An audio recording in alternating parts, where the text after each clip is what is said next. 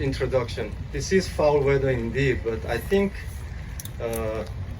about this time, 1950 in Korea, actually this is a time between the first contact of the Korean and UN forces with the Chinese invading forces and their full-scale attack on the Americans and Korean forces in December. So this is, I think, compared to that time back in 1950 in Korea, this weather, I think, is a perfect weather and completely bearable for all of us, I think.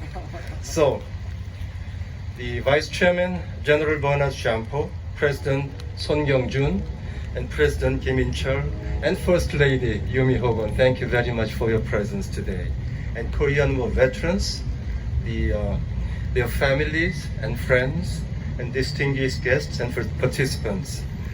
I think today is a very, very special day when all of us take a moment and think about those brave men and women, cream of our nation, to whom we owe our freedom and indeed everything we cherish in our lives.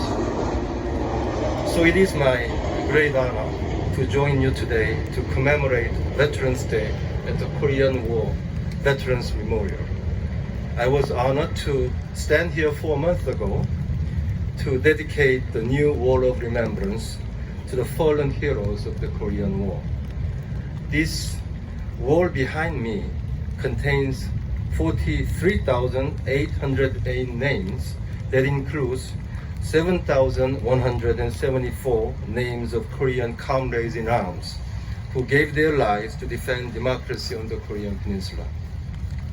Each and every one of those names speaks to us, reminds us that freedom indeed is not free, and it comes with sacrifices. So as I stand before this monument, I would like to express my deepest gratitude on behalf of all Koreans. We are eternally and profoundly grateful. The Korean people remember the hundreds of thousands of comrades in arms who fought for Korea's freedom. And we also remember the tens of thousands who gave their lives to protect Korea from the terrors of invasion and communism. Ladies and gentlemen, on this day, I'd like to recognize two incredibly special veterans that we lost this year, Colonel Weber and General Singlov. Colonel William Weber, who passed away in April, lost an arm and a leg while fighting for freedom in Korea. And even after sustaining such serious injuries, he continued to serve his country, remaining in uniform until 1980. After his retirement, Colonel Weber became one of the country's leading advocates for our alliance, undertaking veterans or yeoman's work to construct this sacred memorial. Colonel Weber's loving wife of 48 years, Anneli, also left us last month. So our thought and prayer are with their family. General John Singlov, who passed away in January, stood up for the alliance back in 1977 when the alliance was at a crossroads.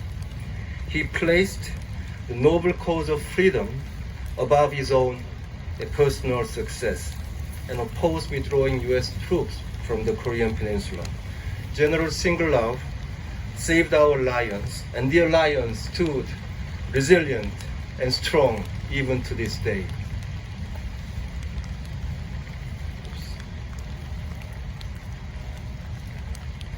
Both stories of Colonel Weber and General Singlov will inspire generations who follow in their footsteps.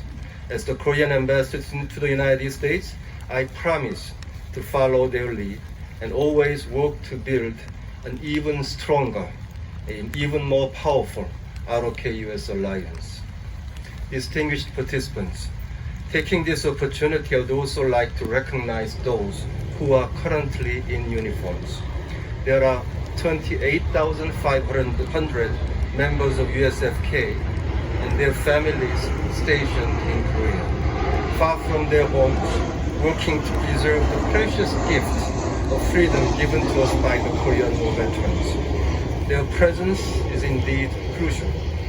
And thanks to the service of those who have served in the USFK over the course of the last 7 decades, Korea has transformed itself into a full-fledged democracy, a strong and vibrant economy, and home to K-culture, a culture is widely being embraced by the people all over the world. So for that, I express my appreciation to everyone from the USFK, past and present, and all of their families. Distinguished participants, ladies and gentlemen, the legacy of the Korean War veterans is very much alive in the grateful minds of the Korean people and in the steadfast alliance we built together. Their story is our story, and their story is still being written as our two countries move forward into a better common future. In conclusion, I'd like to thank once again all of our veterans, past and present, and their families and friends. Thank you all for your service and sacrifice. Thank you. 감사합니다. 같이 갑시다. Thank you very much.